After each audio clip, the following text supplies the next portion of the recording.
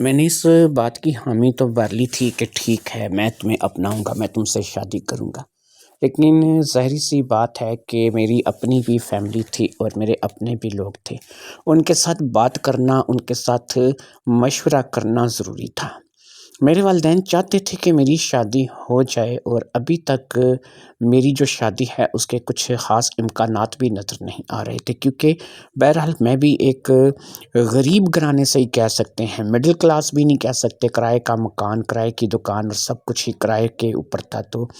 بہنوں بھائیوں کا جو ہے وہ میں نے آپ لوگوں کو بتا دیا ہے، اور میں نے یہ بھی بتا دیا کہ میں اپنے والدین سے الگ ایک کمرہ لے کر کے رہ رہا تھا، اور میرے والدین جو تھے وہ مجھ سے تھوڑے دور جو ہے وہ کسی اور جگہ رہ رہے تھے۔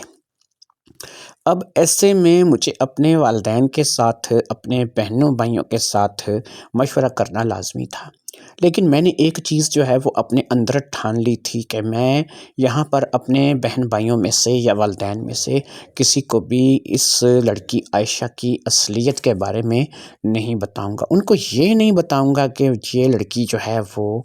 پریگننٹ ہے، یا پھر اس لڑکی کے جو ہے وہ ساتھ کوئی زیادتی یا ظلم ہوا ہے۔ لہٰذا اس بات کو گول کرتے ہوئے میں باقی جو باتیں ہیں وہ ان کو اس طریقے سے بتاؤں گا کہ میرے پاس یہ کتابیں وغیرہ لینے کے لیے آتی تھی، اور میرا جو ہے وہ اس سے دعا سلام ہو گئی، اور وہ دعا سلام جو ہے وہ ہماری محبت میں بدل گئی، اور اب وہ لڑکی مجھ سے شادی کرنے کی خواہش مند ہے۔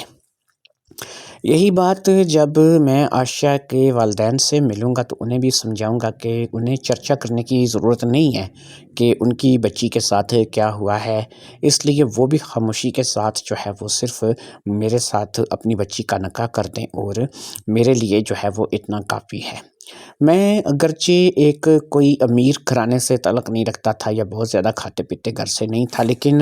میں لالچی بھی نہیں تھا۔ میں نے ہمیشہ سے اپنے لیے جو ہے وہ 3 کپڑوں میں ہی لڑکی چاہی تھی، اور یہی چاہا تھا کہ بس ایک ایسی لڑکی جو میری زندگی میں آئے وہ عزت دار ہو اور اچھی لڑکی ہو۔ عائشہ سے بات کر کے مجھے ایک چیز کا احساس تو ہوا تھا کہ اس کے ساتھ جو کچھ بھی ہوا تھا وہ بہرحال زیادتی تھی، وہ تو ایک قسم کے دھوکے میں آ گئی تھی، اور قسم کھانے والا جھوٹا نکلا تھا۔ اب ندیم کے ساتھ کیا ہونا تھا یا ندیم کے معاملات کیا تھے، یہ تو اب عائشہ پر ہی ڈیپینڈ کرتا تھا کہ عائشہ اس کا کیا فیصلہ کرے گی، لیکن ظاہر سی بات ہے کہ میں جو ہے اب جو حامی بر بیٹھا تھا، ایک مرد ہونے کے ناطے سے میں اس سے پیچھے نہیں ہٹ سکتا تھا، اور مجھے بنتا تھا کہ میں عائشہ کو جو ہے وہ اپنا لوں، اور عائشہ کے ساتھ شادی کر کے اپنا گھر آباد کر لوں۔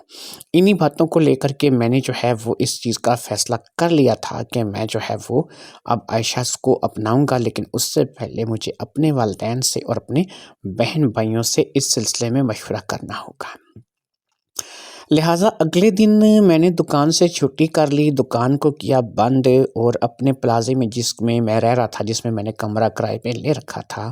وہاں پر بھی جو ہے وہ میں نے اپنا تالا لگا دیا، اور اپنے گھر کے لیے صبح ہی صبح روانہ ہو گیا۔ زیادہ دور کا راستہ نہیں تھا، گھنٹے سے 1.5 گھنٹے کے دوران میں اپنے گھر پہنچ جاتا تھا، اور وہی ہوا کہ تقریباً 1.5 گھنٹے کے بعد میں اپنے گھر میں بیٹھا ہوا تھا اپنے بہن بھائیوں اور اپنے والدین کے ساتھ۔ جب میں اپنے بہن بھائیوں اور والدین میں پہنچا تو وہ میری خلاف توقع آمد سے جو ہے وہ تھوڑے سے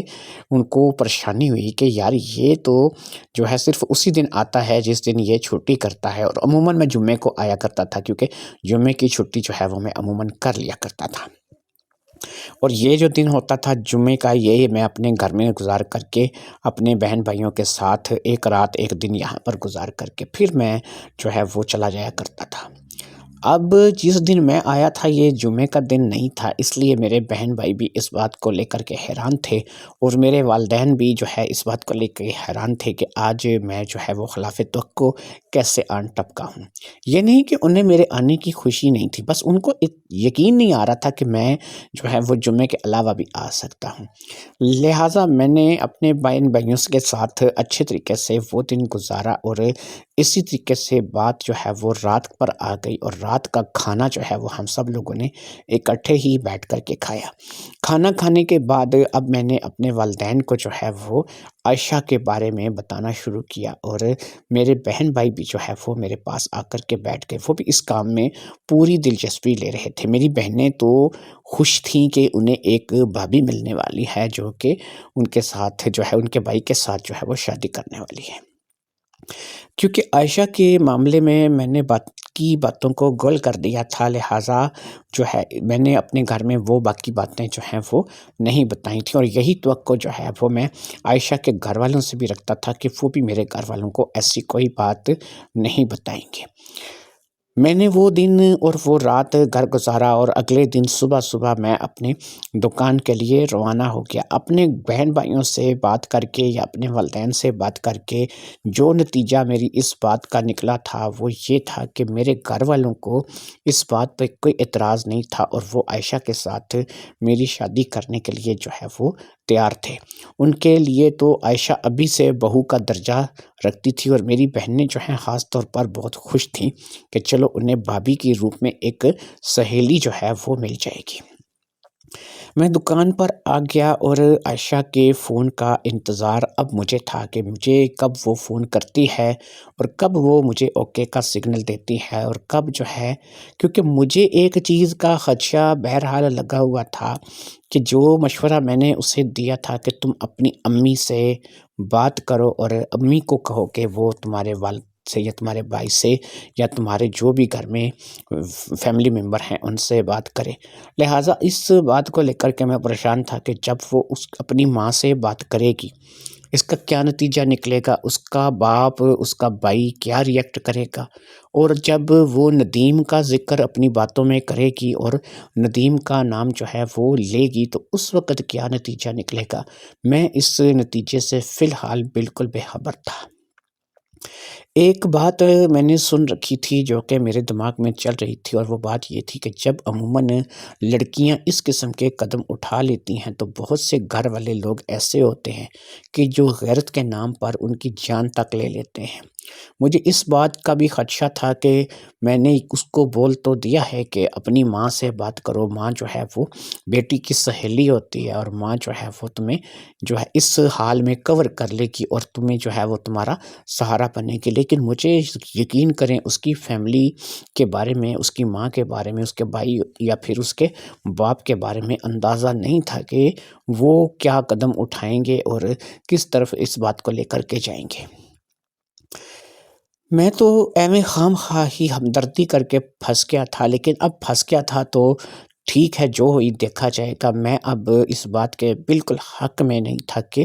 جو ہے میں جو اس چیز کو کروں گا یا کہ میں اس کو جو ہے وہ کوئی اس کے ساتھ کچھ زیادتی کروں گا۔ لہٰذا میں اب اس کے ساتھ شادی ہی کرنا چاہتا تھا، لہٰذا مجھے اب یہی من میں چل رہا تھا کہ مجھے اس سے شادی ہی کرنی ہے۔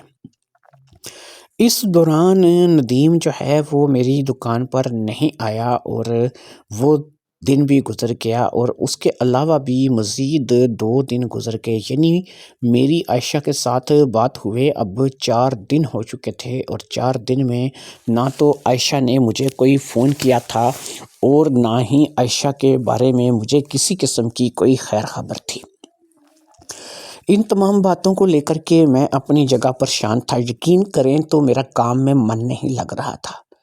ایسا نہیں تھا کہ میں کوئی دل پھینک عاشق تھا یا مجھے عائشہ سے محبت ہو گئی تھی یا وہ فون پہ آواز سن کے ہی میں اس کے پیچھے دیوانہ ہو گیا تھا۔ اصل یہ تھا کہ میرے اندر ایک خودداری تھی، اور خودداری یہ تھی کہ میں اس کو ایک زبان دے چکا تھا،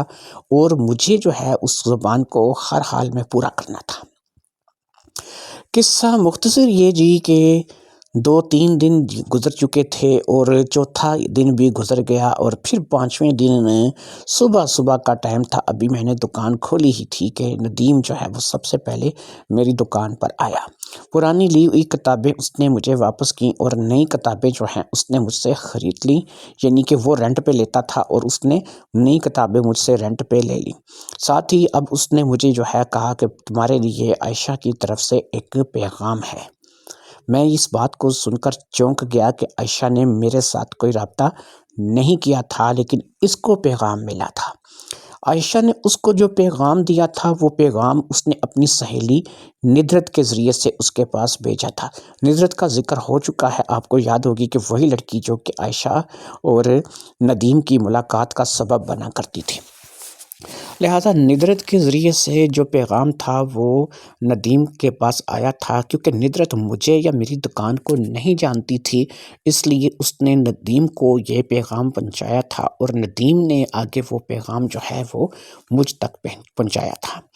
اس نے کہا تھا کہ عائشہ کا یہ پیغام ہے تمہارے لیے، کہ وہ کہتی ہے کہ میرے اندر اتنی ہمت، اتنا حوصلہ نہیں کہ میں اپنے والدین کا ان باتوں میں سامنا کر سکوں اور اپنے والدین کو جو ہے وہ سب کچھ حقیقت بتا سکوں۔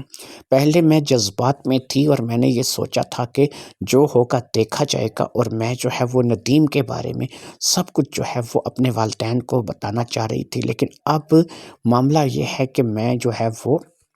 نہیں بتا سکتی۔ میں نے جب ٹھنڈے دل سے اس بات پر غور کیا ہے اور ٹھنڈے دماغ سے سوچا ہے، تو میں اس نتیجے پر پہنچی ہوں کہ اگر میں یہ بتاؤں گی تو میرے لیے بہت برا ہوگا، اور اگر انہیں ویسے بھی پتہ چل گیا کہ میں جو ہے وہ ماں بننے والی ہوں تو تب بھی انہیں بہت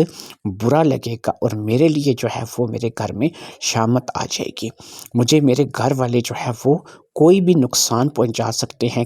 مجھے کچھ بھی کر سکتے ہیں، اور یہ باتیں جو ہے وہ میں اس بنیاد پر کر رہی ہوں کہ ہمارے خاندان میں ایک واقعہ پہلے ایسا گزر چکا ہے، اور وہ لوگ جو ہے انہوں نے اپنی بچی کے ساتھ کچھ اچھا سلوک نہیں کیا تھا۔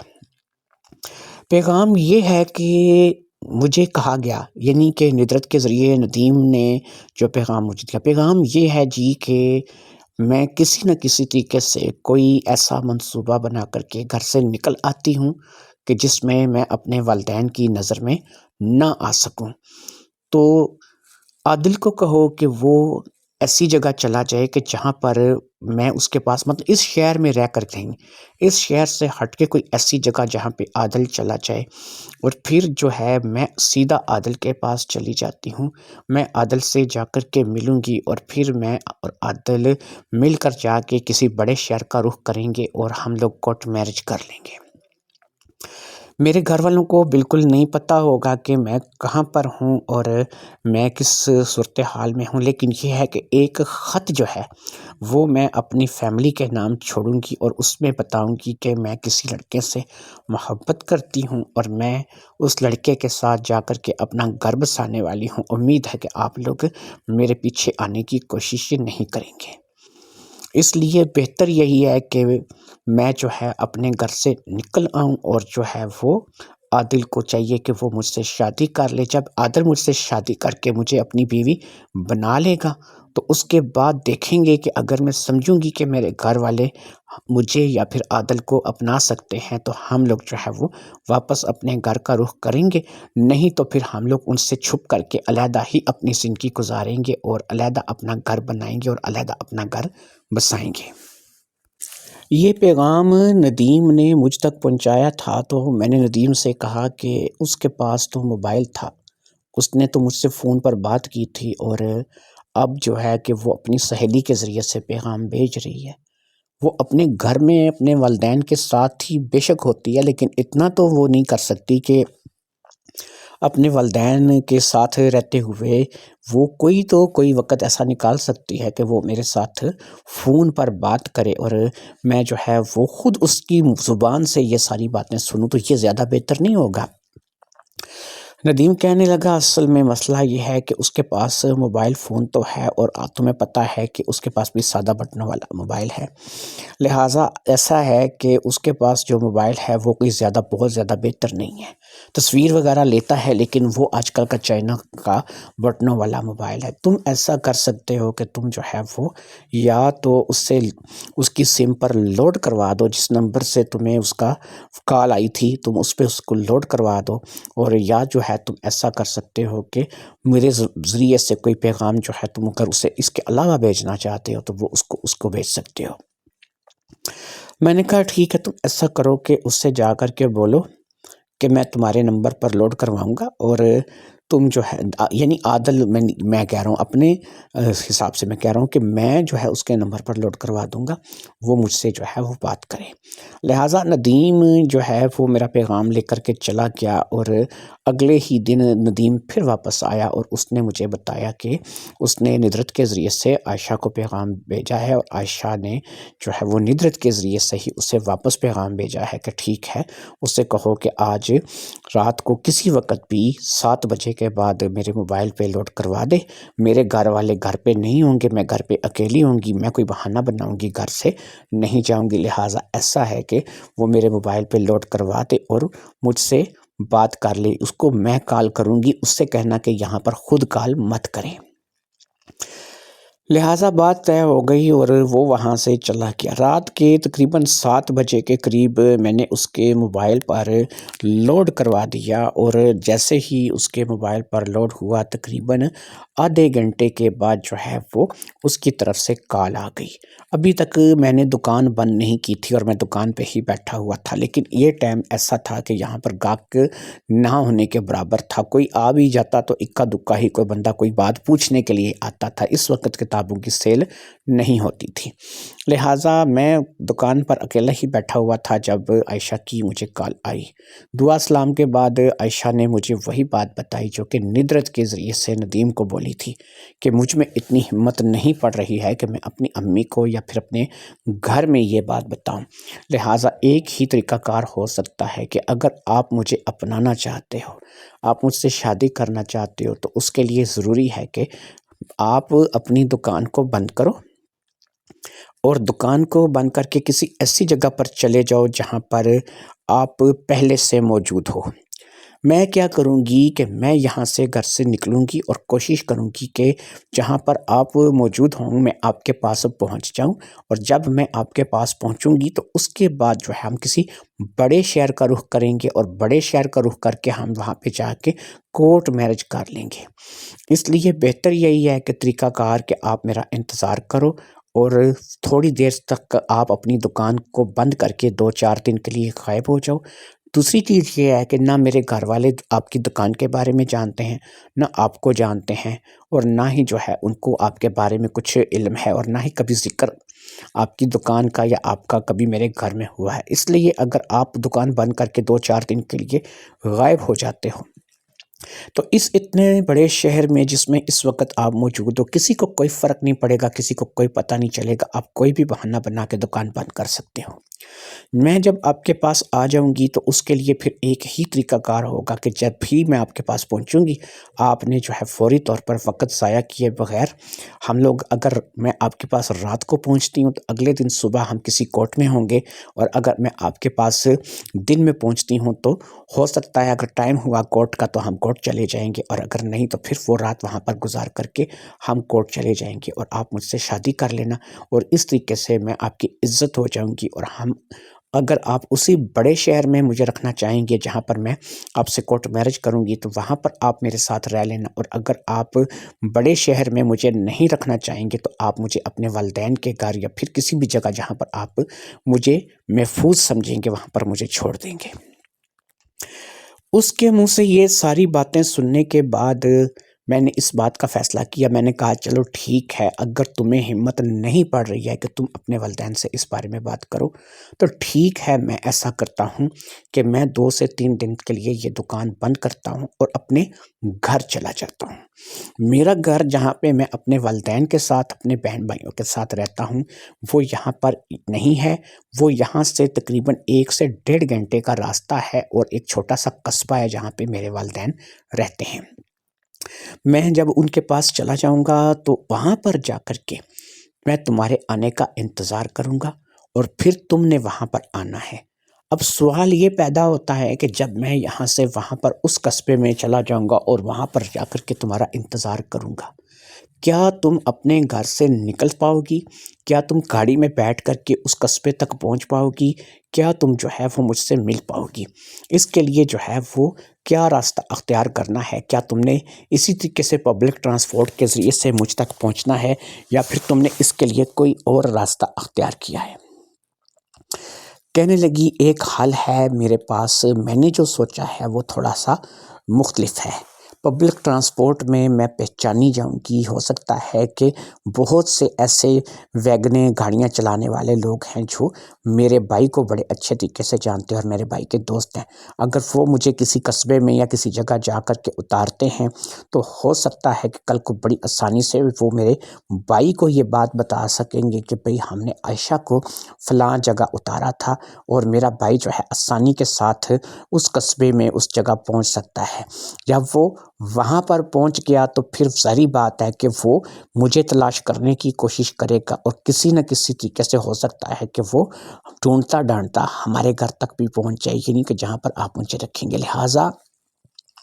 میں نے جو طریقہ سوچا ہے وہ کوئی بھی پبلک ٹرانسپورٹ گاڑی بس وغیرہ میں نے استعمال نہیں کرنی ہے، اور جو ہے میں اس کے لیے کوئی اور راستہ اختیار کروں گی۔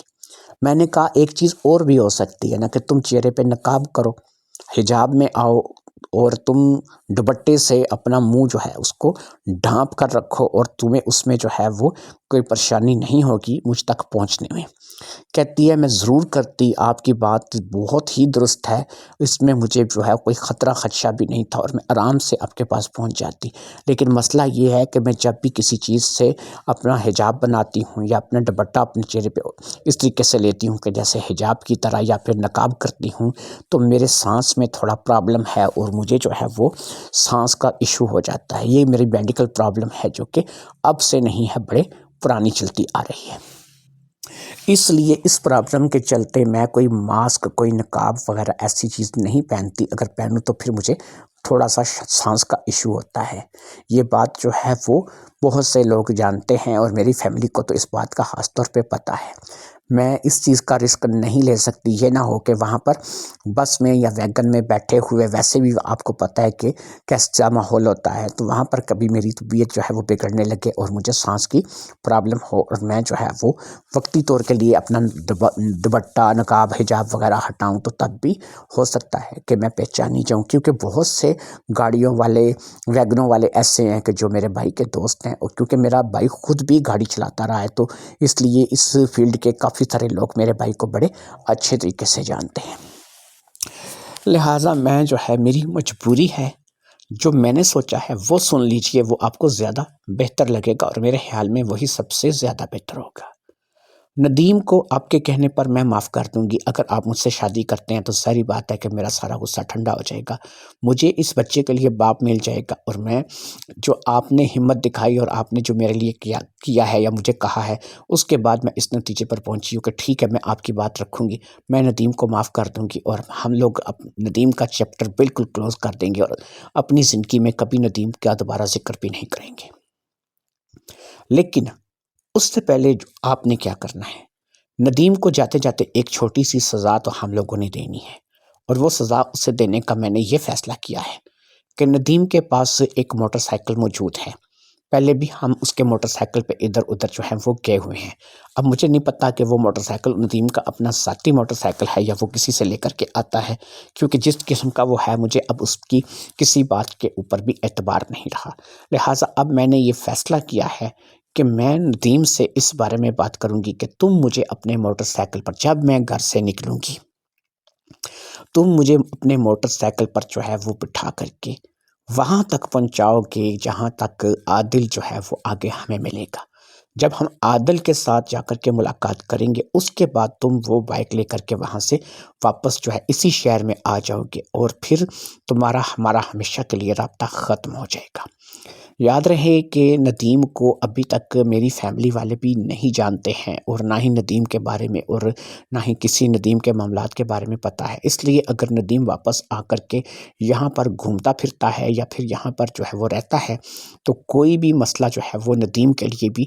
میرے خیال میں کھڑا نہیں ہوگا، اور ہم آسانی کے ساتھ جو ہے وہ اس گھر سے بھاگ جائیں گے، اور جہاں پر بھی آپ مجھے ملیں گے وہاں سے پھر ہم اپنی آگے پلاننگ کریں گے کہ ہمیں کیا کرنا چاہیے اور کیا نہیں کرنا چاہیے۔ اس کی ساری باتیں مجھے سمجھ آ رہی تھیں کہ بات تو اس کی صحیح ہے، کہ معقول بات یہ ہے کہ اگر وہ پبلک ٹرانسپورٹ میں اس کو ڈر ہے کہ وہ پکڑی جائے گی، تو وہ بہترین طریقہ کار یہی ہے کہ وہ وہاں سے ندیم کے ساتھ جو ہے وہ آئے، اور ندیم جو ہے اس سے اپنی موٹر سائیکل پہ یا پھر جس کی بھی موٹر سائیکل ہے بٹھا کر کے اس سے میرے قصبے تک لے آئے۔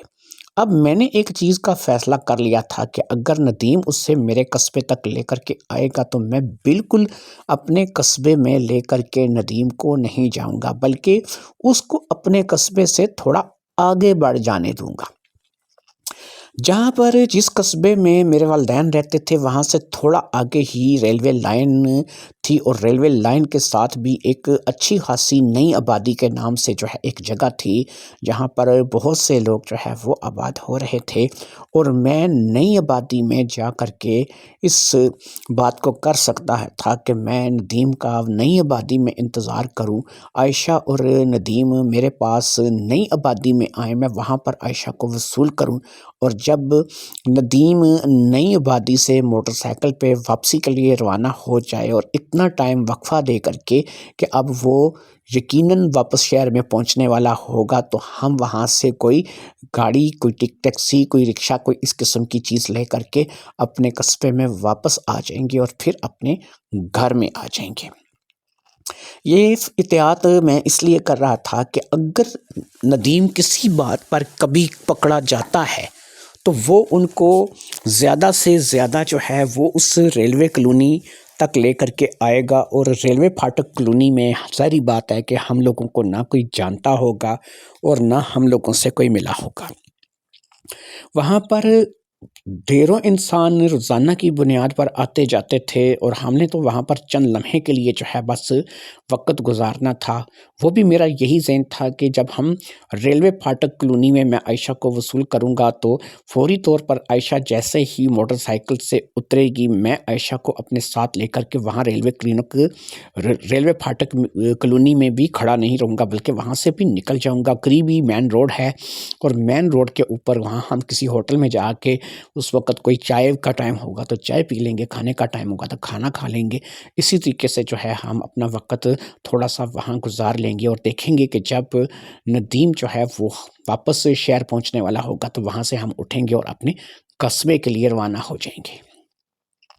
لہٰذا یہ کام میں کر سکتا تھا، اور اس کام کے لیے جو ہے وہ میں نے ذہن بنا لیا تھا کہ میں ندیم کو بھی اپنے گھر کا پتہ لگنے نہیں دوں گا۔ پتہ ہے میرے ذہن میں کیا چل رہا تھا؟ ندرت جو ہے وہ عائشہ کی سہیلی ہے، وہ ندیم کو جانتی ہے، اسی کے ذریعے سے مجھ تک پیغام آیا تھا۔ یعنی ندرت اگر عائشہ کے غائب ہونے پر پھٹ پڑے یا پھر وہ عائشہ کے بارے میں گھر میں بتا دے، اور عائشہ کے والدین کو ندرت کے ذریعے سے عائشہ کا پتہ چلے، تو وہ سب سے پہلے ندیم کے پاس آئیں گے، اور جب وہ ندیم کے پاس آئیں گے تو ظاہری بات ہے کہ ندیم پکڑا جائے گا، میری دکان بند پائی جائے گی، اور سب سے پہلے پھر یہ شک جائے گا کہ ندیم کے ذریعے سے وہ مجھ تک پہنچ گئی ہے۔ ظاہری بات ہے کہ عائشہ کی سہیلی جو تھی وہ ندرت، وہ رازدار تھی، اور اس لیے وہ ہمیں پھنسا سکتی تھی، اور وہی ایک ایسی کڑی تھی کہ جو ہم لوگوں کے لیے مصیبت کا باعث ہو سکتی تھی۔ لہٰذا میں نے ایک چیز کا فیصلہ کر لیا تھا، اور وہ فیصلہ میں نے یہ کیا تھا کہ میں کبھی بھی ندیم کو بھی اپنے گھر کے بارے میں نہیں بتاؤں گا۔ اب جب ایسی صورتحال ہوتی تو ندیم جو ہے وہ ظاہری بات ہے کہ اپنی جان چھڑانے کے لیے وہ ان کو لے کر کے وہاں پر آتا جہاں پر میں نے عائشہ کو اس سے وصول کیا تھا۔ وہاں ریلوے پھاٹک کالونی میں جب وہ آتے، ہو سکتا ہے کہ ہم تصویریں وغیرہ دکھا کر کے، میری تو تصویر ظاہری بات ہے ان کے پاس نہیں تھی، لیکن عائشہ کی تصویر دکھا کر کے وہ عائشہ کے بارے میں پوچھتے، تو یہاں پر رہنے والے لوگوں میں سے ہو سکتا ہے کہ اگر کسی نے دیکھا بھی ہوتا تو وہ یہی کہتا کہ میں نے ان کو ادھر جاتے دیکھا، لیکن کوئی کنفرم ہمارے قصبے یا گھر تک ان کو نہیں پہنچا سکتا تھا، کیونکہ ہمارا قصبہ وہاں سے اتنا بھی زیادہ نزدیک نہیں تھا، کم از کم ادھر سے بھی آدھے گھنٹے کا سفر تھا کہ وہ ہمارے قصبے میں آدھے گھنٹے کے سفر کے بعد پہنچ سکتے تھے۔ میں نے اسی لیے یہ سارا پلان بنایا تھا کہ میں جو ہے عائشہ کو وہاں پہ وصول نہیں کروں گا۔ اب مسئلہ سارا یہ تھا کہ مجھے اپنی دکان بند کرنی تھی، اور جا کر کے انتظار کرنا تھا کہ عائشہ جو ہے وہ کب گھر سے نکلے گی اور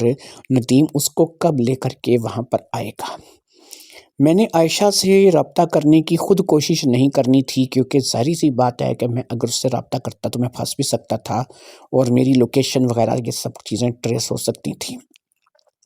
اس لیے عائشہ نے بھی مجھے یہی کہا تھا کہ میں اس کے ساتھ رابطہ کرنے کی کوشش خود نہیں کروں گا، وہ جب ندیم کے ساتھ گھر سے نکل آئے گی تو ندیم جو ہے وہ مجھے اپنے نمبر سے فون کرے گا اور وہ مجھے بتائے گا کہ اس وقت وہ میرے ساتھ کہاں پر ہے اور کیسے آ رہا ہے۔ لہٰذا اب اس بات کو لے کر کے یہ بات طے ہو گئی تھی کہ میں نے اپنی دکان بند کرنی تھی اور اپنے گھر واپس چلے جانا تھا۔ اگلے ہی دن صبح کے ٹائم پر ہی میں نے اپنی دکان کو بند کر دیا اور دکان کو بند کرنے کے بعد میں جو ہے اپنا جو کمرہ میں نے لیا ہوا تھا وہاں پر بھی تالا لگایا اور گھر کے لیے واپس روانہ ہو گیا۔ جب میں اس بار گھر پہنچا تو ظاہری بات ہے یہ بھی خلاف توقع تھی، میرے آنے کے دن نہیں تھے لیکن میں آ گیا تھا۔ گھر آ کر کے میں نے فوری طور پر امی کو ابو کو بٹھا کر کے اور اپنے بہن بھائیوں کو بٹھا کر کے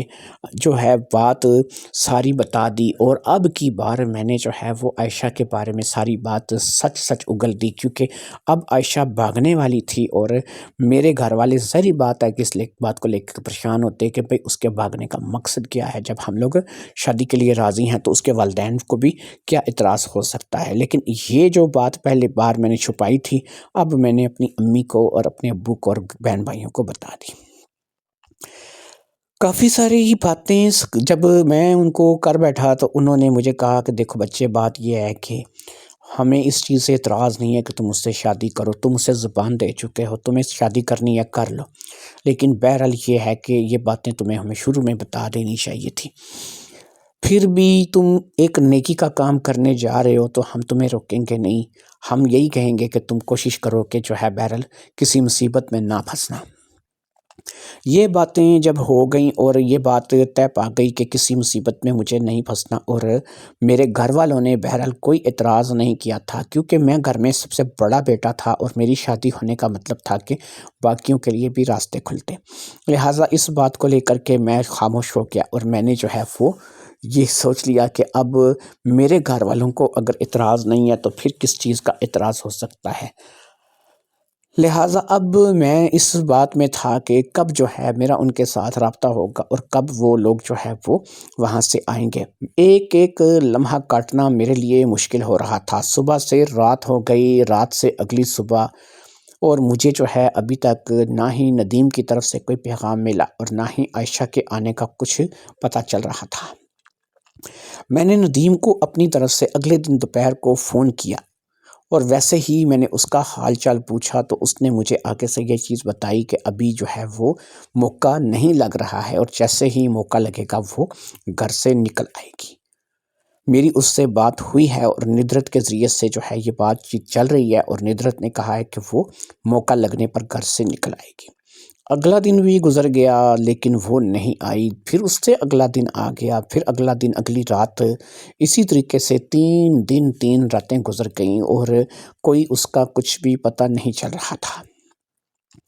مجھے سمجھ میں نہیں آ رہا تھا کہ کیا ہو رہا ہے کیا نہیں ہو رہا ہے۔ میں اس بات کو لے کر کے بے حد پریشان تھا اور میں اللہ پاک سے دعا کر رہا تھا کہ یا اللہ اگر یہ واقعی سچ ہے اور میری قسمت میں ہے تو مجھے اس کا کوئی نہ کوئی رزلٹ ملنا چاہیے۔ 3 دن گزر چکے تھے اور کوئی بھی رزلٹ جو ہے وہ اس بات کا اب نہیں آ رہا تھا۔ کہتے ہیں نا کہ جب کسی چیز کا انتظار ہوتا ہے انسان کے اندر جو ہے وہ تڑپ سی پیدا ہو جاتی ہے، اور میرے اندر واقعی ایک تڑپ جو تھی وہ اس کے لیے پیدا ہو چکی تھی۔ اب مجھے نہیں پتا کہ یہ پیار تھا یا میرے وعدے کا پاس تھا یا پھر کچھ اور تھا کہ جس کی وجہ سے میں اس کی طرف کھنچا چلا جا رہا تھا۔ بہرحال جو بھی ہوا تھا اب جو ہے میں اس کا انتظار کر رہا تھا۔ جب میں نے دیکھا کہ چوتھا دن بھی نکل آیا ہے اور وہ نہیں آئی تو اب میں نے ہمت کر کے واپس اپنے اسی شہر جانے کا فیصلہ کیا اور اپنی دکان کھولنے کا فیصلہ کیا۔ میں نے کہا جو ہوگا دیکھی جائے گی، اگر وہ 3-4 دن گزر گئے نہیں آئی نا تو اب یہ ہے کہ اس کی طرف سے کوئی پیغام ہو سکتا ہے میرے لیے آئے، اور پیغام سننے کے لیے میرا دکان پہ ہونا ضروری ہے۔ کوئی کال نہیں مل رہی تھی، اس کا نمبر بھی تک اس نے مجھے منع کیا تھا، میں نے 1 سے 2 مرتبہ ٹرائی کیا تھا لیکن اس کا نمبر مسلسل بند آ رہا تھا۔ میں واپس آ گیا شہر اور میں نے ایک دفعہ سے پھر اپنی دکان کو اوپن کر لیا اور اپنی روٹین کے کام میں مصروف ہو گیا اور لوگوں کو کتابیں کرائے پہ دینے لگا اور اس کے علاوہ جو کتابیں بک رہی تھی ان کو بیچنے لگا۔ شام کے قریب ندیم دکان پہ آ گیا اور ندیم کے آنے سے مجھے تھوڑا سا حوصلہ ہوا کہ شاید ندیم میرے لیے کوئی پیغام لایا ہوگا۔ اس بار بھی اس کے چہرے سے پریشانی عیاں تھی اور مجھے ایسا لگ رہا تھا کہ وہ پریشان ہے۔ میں نے کہا کہ تم پریشان کیوں ہو، کس وجہ سے پریشان ہو؟ اس نے کہا یار بڑی گڑبڑ ہو گئی ہے، عائشہ کے گھر والوں کو جو ہے نا وہ سب کچھ پتہ لگ گیا ہے اور انہوں نے عائشہ کو پکڑ کر کمرے میں بند کر دیا ہے۔ نہ صرف کہ پکڑ کر کمرے میں بند کر دی ہے بلکہ اس سے بہت زیادہ مارا پیٹا ہے۔ کہتے ہیں کہ اس کی جو ٹانگ ہے وہ جو ہے شاید ٹوٹ گئی ہے یا پتہ نہیں اس میں فریکچر آ گیا ہے کہ وہ سیدھی کھڑی بھی نہیں ہو پا رہی ہے، اسے چلا بھی نہیں جا رہا ہے۔ جو موبائل عائشہ کے پاس تھا وہ اس کے والدین نے اس سے چھین لیا ہے اور اس کے بعد یہ ہے کہ وہ میرے ساتھ رابطے میں نہیں ہے۔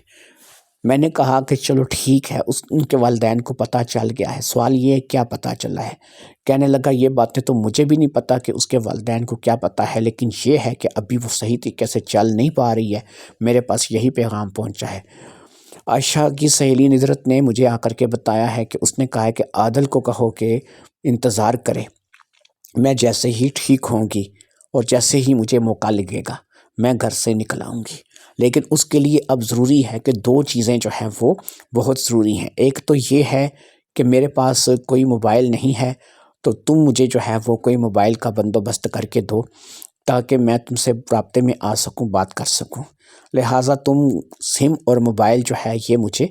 بندوبست کر کے دو۔ دوسرا اس نے یہ کہا ہے کہ اگر ہو سکے تو کچھ پیسے جو ہیں وہ میرے پاس بھجواؤ تاکہ میں جو ہے اگر یہاں سے نکلوں تو میرے پاس کچھ پیسے ہونے چاہیے، کیونکہ اب میرے گھر والوں نے میرے پاس کچھ بھی نہیں چھوڑا ہے۔ ندیم کی اس بات کے بعد میں نے کہا کہ چلو ٹھیک ہے، تم اس وقت تو میرے پاس سے جاؤ، میں کوشش کرتا ہوں کہ 1-2 روز میں تمہیں کوئی موبائل کر دوں، ایک نئی سم کا انتظام کر دوں اور پیسے جو ہیں وہ میں جو ہے وہ کر دوں۔ باقی یہ ہے کہ تم کوشش کرو کہ ندرت کو سیدھا میری دکان بتا دو، کیونکہ میں چاہتا ہوں کہ پیسے میں ندرت کے ہاتھ میں دوں اور سم جو ہے وہ بھی ندرت کے ہاتھ میں دوں اور اس کے ندرت سے ہی میں عائشہ کے بارے میں دریافت کروں۔ اگر وہ تمہارے پاس عائشہ کا پیغام لے کر کے آ سکتی ہے تو وہ میرے پاس بھی عائشہ کا پیغام لے کے آ سکتی ہے، لہٰذا مجھے اب اگلی بار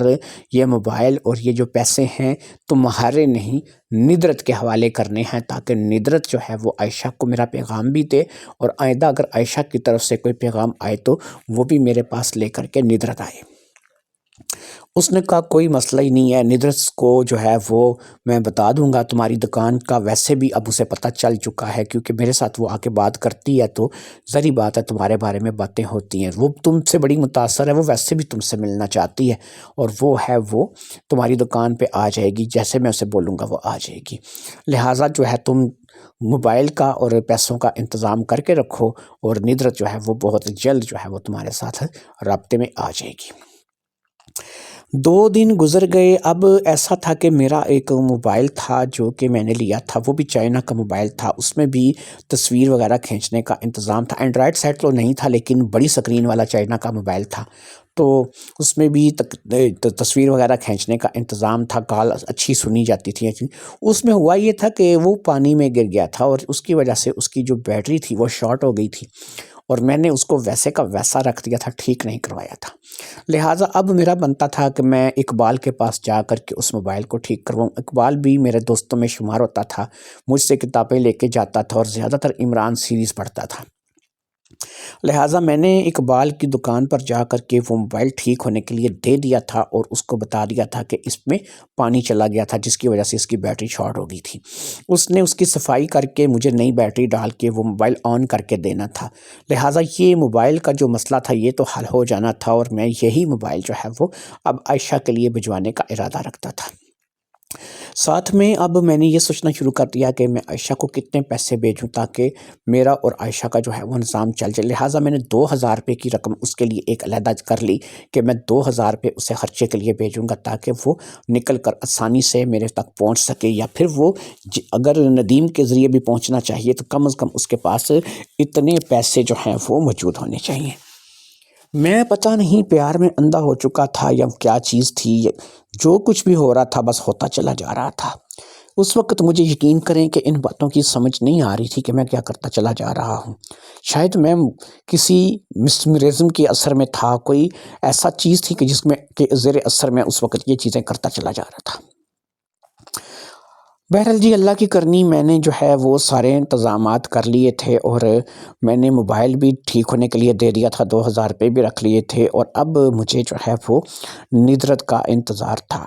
ندیم میرے پاس اگر اب دوبارہ آتا، میں ندیم کو کسی بھی صورت میں وہ موبائل اور وہ پیسے دینے کے لیے تیار نہیں تھا۔ سم کا جہاں تک تعلق ہے تو اس وقت سمیں بھی جو ہے وہ آسانی سے مل جایا کرتی تھیں۔ میں نے اپنے ہی نام کی ایک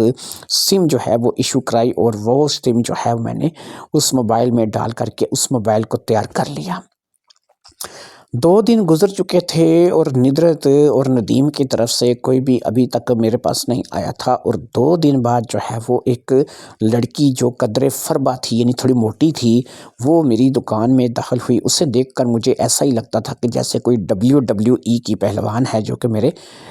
آ گئی ہے دکان میں۔ میں نے یہی سوچا کہ یہ لڑکی بھی کوئی کتاب لینے کے لیے آئی ہوگی۔ اس کے بال چھوٹے تھے، چہرہ گول سا تھا، اور چہرے اور جسامت سے وہ کافی موٹی دکھائی دیتی تھی، لہٰذا اس لڑکی کو دیکھ کر لڑکی شمار نہیں کیا جاتا تھا۔ میں نے تو اس کو شکل سے دیکھ کر کے یہی سمجھ لیا تھا کہ یہ کوئی لڑکی نہیں بلکہ کوئی آنٹی ہوگی، لیکن بہرحال وہ تھی لڑکی۔ اس نے ایک کالے رنگ کا بیگ سا جو ہے وہ اپنے کندھے پہ لٹکا رکھا تھا، گول مول چہرے کی وہ لڑکی آ کر کے بالکل میرے سامنے کتابوں والے شیف کے پاس کھڑی ہو گئی۔ اس نے مجھے مسکرا کر کے دیکھا، اور شاید وہ کوئی ناول وغیرہ لینا چاہتی تھی یا کوئی کتاب لینا چاہتی تھی۔ میں نے یہی سمجھا اور میں نے کہا جی فرمائیے، میں آپ کی کیا خدمت کر سکتا ہوں۔ کہنے لگی جی خدمت آپ نے کیا کرنی ہے، خدمت تو ہمیں آپ کی کرنی چاہیے۔ آپ جو میری دوست کے لیے کر رہے ہیں نا، یقین کریں آج کے دور میں کوئی نہیں کرتا۔ میں نے کہا جی کس دوست کی آپ بات کر رہی ہیں اور آپ کہاں سے آئی ہیں؟ کہنے لگی میرا نام ندرت ہے اور میں عائشہ کی سہیلی ہوں۔ میں نے کہا اچھا میں سمجھ گیا، آپ عائشہ کی دوست ہیں اور میرے پاس جو ہے وہ عائشہ کا پیغام لائیں۔ کہنے لگی ہاں۔ میں نے کہا جی فرمائیے۔ فرمانا کیا ہے، عائشہ کے پاس نہ موبائل رہا ہے اور نہ عائشہ کے پاس پیسے ہیں، اوپر سے اس کے والدین نے جو ہے اس کو کمرے میں بند کر دیا، ادھر ہی اس کو روٹی دیتے ہیں، روٹی پانی ادھر ہی دے رہے ہیں، اور کہتے ہیں کہ اب تمہاری جو شادی ہے وہ کروا کے نہ تبھی تمہیں گھر سے نکالیں گے، اس وقت تک تم اسی قید میں رہو گی۔ میں نے کہا مجھے ایک بات بتائیے، یہ تو پھر ایک اچھی بات ہے نا کہ اس کے والدین اس کی شادی کروانا چاہتے ہیں، شاید ان کو بھی پتہ ہے کہ یہ لڑکی جو ہے ہماری بیمار ہے، پریگننٹ ہے، تو وہ اس کی شادی کروا دیں گے، اور اس کی اگر شادی کروانا چاہتے ہیں تو یہ تو اچھی بات ہے۔ یہ تو میرے خیال میں چلو اس نے مار کھائی ہے تھوڑی سی، یا اس کے ٹانگ میں کوئی مسئلہ ہوا ہے تو، لیکن یہ ٹھیک ہو جاتا ہے وقت کے ساتھ ساتھ، یہ ٹھیک ہو جائے گا۔ کہنے لگی نہیں، اب اس نے بھی نا ضد لگائی ہوئی ہے، میں جب بھی اس کے پاس جاتی ہوں نا صرف مجھے جو ہے اس سے ملنے کی اجازت دی جاتی ہے، کیونکہ میں بھی اس کے پڑوس میں رہتی ہوں اور اس کی سہیلی ہوں۔ وہ لوگ مجھ پر اعتبار کرتے ہیں، اور ان لوگوں کو ابھی تک یہ پتہ نہیں ہے کہ میں اس کی رازدار ہوں، یا سب کچھ میری جو ہے وہ اس علم میں ہے اور سب کچھ میں جانتی ہوں، لہٰذا وہ لوگ مجھے اس کے پاس بھیجتے ہیں کہ اس کو سمجھاؤ، یہ بڑی ضدی ہے، یہ جو ہے نا بات نہیں مانتی ہے۔ تو لہٰذا میں اس کے پاس جتنی بار بھی گئی ہوں، اس نے مجھے ایک ہی کہا ہے کہ ندرت اب نہیں، پہلے جو ہے وہ کوئی لڑکا اگر مجھے اس حالت میں اپنانے کی کوشش کرتا یا اپناتا نا تو میں جی جان سے اس کی ہو جاتی، لیکن اب نہیں۔ جب سے عادل نے جو ہے وہ میرے ساتھ بات کی ہے نا، اور عادل نے جو ہے وہ مجھے سہارا دینے کا کہا ہے، مجھے عادل کے علاوہ اب کسی اور لڑکے سے شادی نہیں کرنی ہے، مجھے صرف عادل ہی چاہیے، اور میں عادل سے ہی شادی کروں گی، لہٰذا میں جو ہے وہ عادل کو ہی اپنا دل و جان سے سب کچھ مان چکی ہوں، اور میری فطرت ایسی ہے کہ جب میں دل و جان سے کسی کو اپنا سب کچھ مان لیتی ہوں نا تو پھر جو ہے وہ کچھ بھی ہو جائے میرے لیے بس وہی ہے۔ یہ بات ایسی تھی جو مجھے ندرت نے بتائی تھی۔ اس بات کو سن کر اچھا بھی لگا تھا اور یہ جان کر برا بھی لگا تھا کہ اس لڑکی کو بہر القید رکھا گیا ہے۔ مجھ سے جو ہے 2000 روپے اور موبائل اور سم لے کر کے ندرت وہاں سے روانہ ہو گئی، اور ساتھ ہی ساتھ میں میرا پیغام تھا اس کے لیے۔ ندرت کیونکہ اس کے پاس جا آ سکتی تھی تو ندرت نے اسے موبائل دینا تھا، جو کہ اب کی بار عائشہ کا کہنا تھا کہ میں ایسی جگہ چھپاؤں گی کہ جہاں سے کوئی موبائل کو ڈھونڈ نہیں سکے گا۔ اب بھی مجھے منع کیا گیا تھا کہ میں کال خود نہیں کروں گا، وہ مجھے کال کرے گی۔ جو سم میں نے بھیجی تھی اس سم میں بیلنس بھی تھا، اور اسی بیلنس سے جو ہے وہ مجھ سے رابطہ کر سکتی تھی۔ ندرت کو میں نے یہ بھی بتا دیا تھا کہ اس میں نے 200 روپے کا جو ہے وہ کارڈ لوڈ کروایا ہے، یعنی 2 کارڈ 100 روپے والے میں اس نے لوڈ کروائے ہیں، تو امید ہے کہ اگر وہ مجھ سے رابطہ کرنا چاہے گی تو اسے اتنا بیلنس اتنا وقت ملے گا کہ وہ میرے ساتھ بات کر سکے گی۔ اب ندرت چلی گئی تھی اور میں اب اس انتظار میں تھا کہ دیکھتے ہیں کہ اب عائشہ کی طرف سے کیا پیغام آتا ہے۔ 2 دن گزر گئے اور 2 دن کے بعد دکان پر تقریباً دوپہر کے وقت ہی عائشہ کی کال آ گئی۔ عائشہ نے مجھے بتایا کہ اس کے پاؤں کی حالت بہت بری ہے، اسے بڑی بری طرح سے اس کے باپ نے بھائی نے مارا ہے اور ماں نے بھی کوئی کسر نہیں چھوڑی۔ اسے ایک کمرے میں بند کیا گیا ہے اور اب وہ تھوڑی اپنے آپ کو جو ہے وہ گھسیٹ کر کے چل رہی ہے۔ ابھی تک اس کا جو پاؤں ہے وہ فریکچر ہے، شاید پاؤں کی ہڈی ٹوٹی ہے یا کیا ہوا ہے یہ پتہ نہیں ہے، لیکن وہ ابھی صحیح طریقے سے چل نہیں پا رہی۔ لیکن جیسے ہی اس کا پاؤں ٹھیک ہوگا اور وہ صحیح طریقے سے چلنے کے قابل ہوگی، وہ موقع لگتے ہی گھر سے بھاگ آئے گی اور میرے ساتھ جو ہے وہ شادی کرے گی۔ اب اس نے میرے ساتھ ہی شادی کرنی ہے اور میں نے جو ہے وہ اس نے مجھے بھی اس بات کا پابند کر دیا کہ اگر میں نے کسی اور لڑکی کی طرف دیکھا یا شادی کرنے کی کوشش کی تو وہ میرے لیے اچھا نہیں ہوگا، کیونکہ وہ اب مجھ سے پیار کرنے لگی ہے اور میں جو ہے مجھے اس نے اپنا سب کچھ مان لیا ہے۔ یہ باتیں مجھے اس کی بڑی اچھی لگ رہی تھی کہ ظاہری بات ہے کہ ایک لڑکی جو ہے وہ مجھ پر اتنا مر مٹی ہے یا مجھ پر اتنا اعتبار کرنے لگی ہے، تو لہٰذا میں اب اس کے اعتبار کو ٹھیس پہنچانے کی پوزیشن میں نہیں تھا۔ خون ختم ہو گیا اور اسی طریقے سے پھر دن پہ دن گزرتے چلے گئے۔ پھر تھوڑی دنوں بعد جو ہے ندرت میرے پاس آئی تو ندرت نے مجھے یہی کہا کہ جو پیسے آپ نے دیے تھے وہ پیسے تو خرچ ہو گئے، اور اس نے کہا کہ آپ جو ہے اس بات کا برا مت مانیے گا، جب میں آپ کے پاس آؤں گی میں آپ کی پائی چکا دوں گی، بس میرے پاس جو ہے وہ پیسے اب نہیں رہے، پیسے ختم ہو گئے، آپ کوشش کیجئے کہ تھوڑے پیسے اور بھیج دیجئے۔ دوسرا یہ ہے کہ موبائل کی جو سم آپ نے مجھے لے کے دی تھی اس پہ تھوڑا سا لوڈ بھی کروا دیجئے، کیونکہ لوڈ ختم ہو جاتا ہے نا تو پھر میں آپ سے بات نہیں کر سکتی۔ میں نے پھر اس کو تقریباً 200 کا لوڈ کروا دیا اور ساتھ میں نے 1000 روپے بھی ندرت کے ذریعے سے بھیج دیے۔ یہ جس وقت کی میں بات کر رہا ہوں نا موبائل، کیونکہ اینڈرائڈ سیٹ اس وقت نہیں آئے تھے، اور آج جب میں یہ آپ کو کہانی سنا رہا ہوں یہ 2026 ہے، اور جب میں یہ بات کر رہا ہوں نا تو آپ یہاں سے اب سمجھ لیں 15-16 سال کم از کم پیچھے چلے جائیں جب کی یہ کہانی میں آپ کو سنا رہا ہوں۔ یہاں پر میں اپنے تمام دوستوں کو یہ بتانا چاہوں گا کہ یہ جو کہانیاں ہیں آپ لوگوں کو سنائی جاتی ہیں، یہ 100% میرے اپنے ذہن کی اختراع ہوتی ہے، میری اپنی کریٹ کی ہوئی کہانیاں ہوتی ہیں، اس لیے نہ تو یہ کاپی رائٹ ہے، نہ اس میں کوئی وائلیشن ہے، نہ جو ہے یہ کسی اور کی کہانیاں، یہ جو بھی ہے سارا میرا اپنا کنٹینٹ ہے، میرا ذاتی کنٹینٹ ہے جو میں آپ لوگوں تک پہنچا رہا ہوں۔ اور یہ واقعات جو میں آپ لوگوں کو سنا رہا ہوتا ہوں نا، یہ یا تو میرے اپنے آنکھوں کے سامنے گزرے ہوتے ہیں یا پھر ایسے واقعات میں نے سنے ہوتے ہیں یا دیکھے ہوتے ہیں، اور وہ ہوتے ہیں کہ جو آج کل کی آپ بیتی جگ بیتی جو کہانیاں ہوتی ہیں نا، جو چیزیں میرے سامنے آتی ہیں، جن چیزوں کا صبح سے شام تک میں دیکھتا اور تجزیہ کرتا ہوں، یہ انہی میں سے کہانیاں میں اپنے ذہن سے بنا کر آپ لوگوں کو سناتا ہوں۔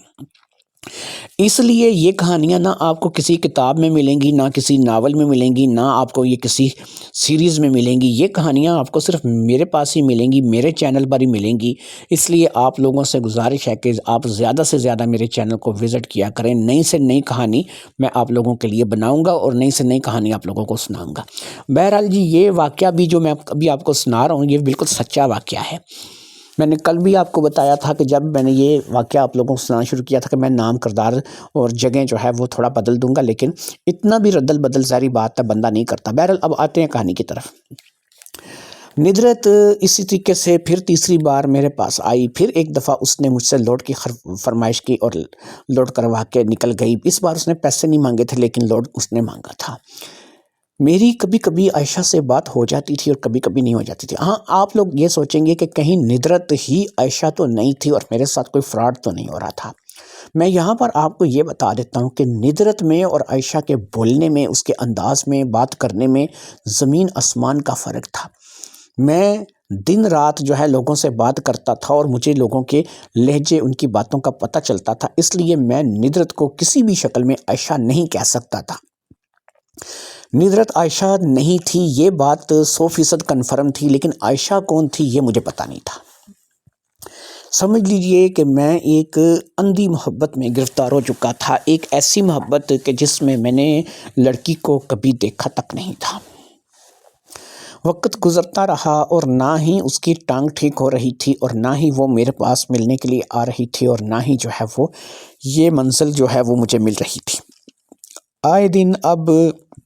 کبھی ندیم اور کبھی ندرت یہ دونوں میرے پاس چلے آتے اور عائشہ کے نام پر کبھی وہ مجھ سے کوئی چیز مانگ لیتے اور کبھی کوئی چیز مانگ لیتے۔ اس وقت میری کنڈیشن بھی ایسی تھی کہ میں ان کو وہ چیزیں دے دیتا تھا، کبھی پیسوں کی شکل میں اور کبھی کسی کھانے پینے کی شکل میں یا کبھی کسی اور شکل میں۔ لہٰذا شاید میں ذہنی طور پر سمجھ لو کہ خود بھی اس لڑکی پر مر مٹا تھا اور ایک ایسی لڑکی پر مر مٹا تھا کہ جس کو میں نے آج تک دیکھا نہیں تھا۔ پھر ایک ایسا واقعہ پیش آیا کہ ایک گاڑی تھی جو کہ ہمارے علاقے سے چوری ہو گئی اور اس چوری کے شبے میں ندیم کو جو ہے وہ وہاں کی مقامی پولیس نے گرفتار کر لیا۔ وہاں پر ندیم کو جب ان لوگوں نے مارا پیٹا اور گاڑی، ظاہری بات ہے چوری کی گاڑی کے بارے میں اگر کسی پہ شبہ ہو تو اس کو مارے پیٹیں گے لازمی۔ تو میں اس سے حوالات میں ملنے کے لیے چلا گیا۔ جب میں اس میں حوالات میں ملنے کے لیے گیا تو وہ جو ہے اس کی حالت کچھ نہیں تھی، پولیس والوں نے بہت مارا تھا اور اس کے جسم پر باقاعدہ مار کے نشان نظر آ رہے تھے۔ چوری کی گاڑی جو تھی وہ بھی ایک اچھے خاصے کھاتے پیتے سنار کی تھی اور وہ سنار جو ہے وہ میرے ہی، جہاں پر میں کتابوں کا کام کرتا تھا یا کتابوں کی دکان رکھی ہوئی تھی، میرے ہی قریب صرافہ بازار میں ہوتا تھا اور کافی اثر و رسوخ والا بندہ تھا۔ لہٰذا اس کے کہنے پر پولیس نے ندیم کے ساتھ کچھ کسر نہیں رکھی تھی۔ ندیم کو بہت مار پڑی تھی اور میں جب ندیم سے حوالات میں ملنے کے لیے گیا تو وہاں پر جا کر کے ندیم سے میری ملاقات ہوئی۔ ملاقات کے دوران میں نے اسے تسلی وغیرہ دی اور میں نے کہا کہ اگر تم اس کام میں شامل نہیں ہو، صرف تم پر الزام لگا ہے تو بہت جلد تم اس بات سے جو ہے وہ نجات حاصل کر لو گے اور وہاں سے تم واپس آ جاؤ گے اور کوئی بھی جو ہے وہ تمہارا بال بھی بینکا نہیں کر سکتا۔ سچ کا ہمیشہ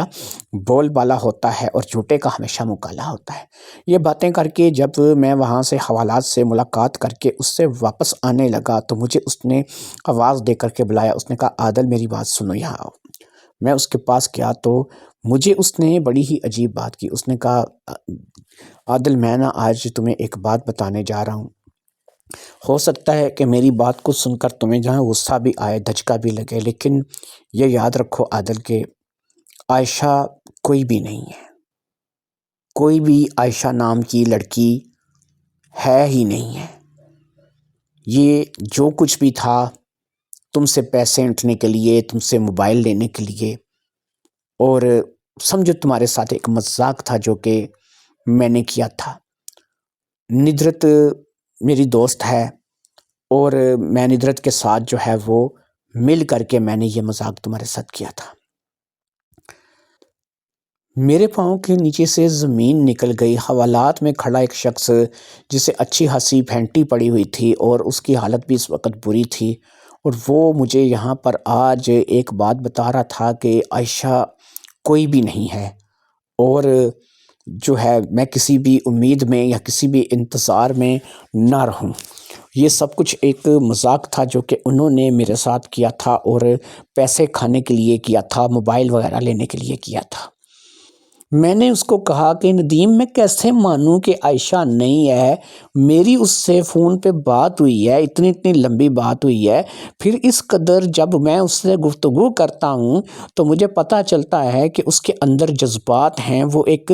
جیتی جاگتی انسان ہے۔ وہ کون ہے؟ تم نہیں ہو سکتے عائشہ، تمہارا لہجہ، تمہاری بولی، تمہارا زبان،